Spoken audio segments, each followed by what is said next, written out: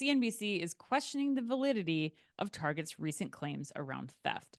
Target blamed theft and violence when it closed 9 stores in 4 cities earlier this year, but a CNBC investigation reported that crime is worse at most of the locations that Target kept open near those stores.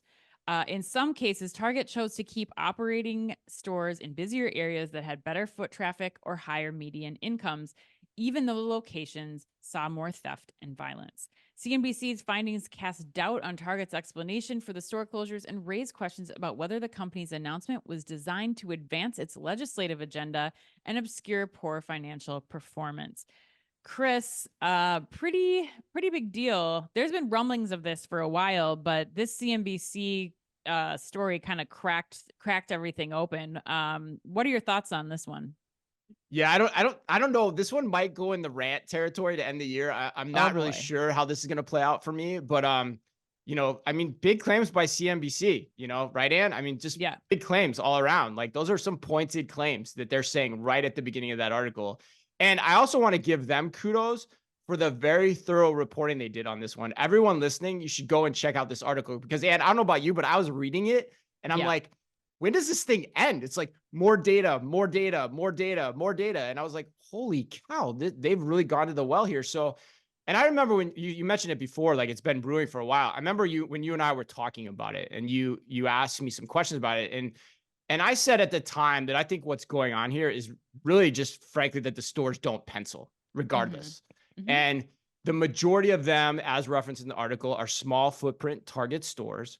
Yep. And given the traffic being sold, the items being sold, and the theft impact taken together, the math on them just doesn't work out. So to say that theft is the reason the stores are closing isn't wrong necessarily.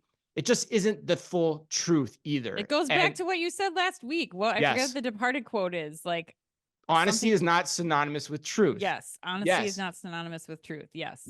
that's exactly what's going on here. It's one factor, but likely a factor among many, which brings us again back to the disturbing pattern, which I was thinking about this. You can go really far back as into this year to see this pattern. I would call out with self-checkout limits too. We're doing self-checkout limits too because we want to improve the line flow. Baloney, right? It just doesn't make sense. And so the big question for me is, in the face of all these aberrational results that Target is seeing, where is the growth coming from? That's the issue here because you've remodeled your store base extensively over the last few years. The small stores, that idea was never going to move the needle on its own anyway. So what the heck is next? And so here's the rant part, Ann. I think I alluded to We this haven't even gotten to the rant part. No, we haven't. We haven't, Ann. I'm tempered. I'm tempered. Clock I is think ticking. I Let's know. go. I think the board has to be asking now, is it time for Cornell to go? Because any more subterfuge that we hear in this regard, like remember the behind glass thing, like the subterfuge, like thanking customers for putting products behind glass. I mean, that's honestly an insult to everyone's collective intelligence. And it's only going to this story is only going to get worse from here on out. Should they try to spin anything in this direction again? So I'm curious where this goes.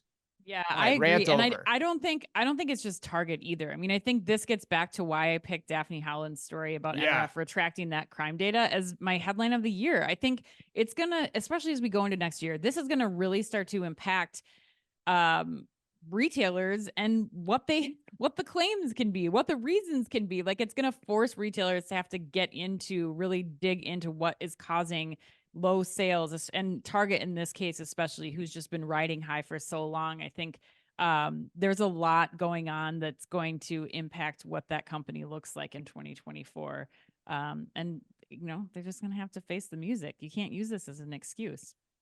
Would you think it's fair to say though that even regardless of the points that have made about the industry, that Target has been the flag bearer of the headlines around pointing to theft as a big impact on their financials in 2023. I'm having trouble actually recalling others. I know there are some, but it feels like Target has been the standard bearer or the flag bearer on that topic, in my opinion. Do you agree? I think that's a great point. I mean, I remember when Brian Cornell came out saying like $1 billion they're going to lose this year, and like what company can go on and say we're going to lose $1 billion, and shareholders and the board are just like, Yeah, that's cool. I mean, there's nothing we can do about it, right? Besides like close a couple stores and like I think there are big important questions that I would be asking if I was sitting in the boardroom at Target right now, and big expectations that I have for them going forward. Great point. Also, in the face of aberrational sales performance too. Let's not forget that as well. So, wow, Yeah. yeah, it's going to be fun to watch. God, 2024 is going to be a great year.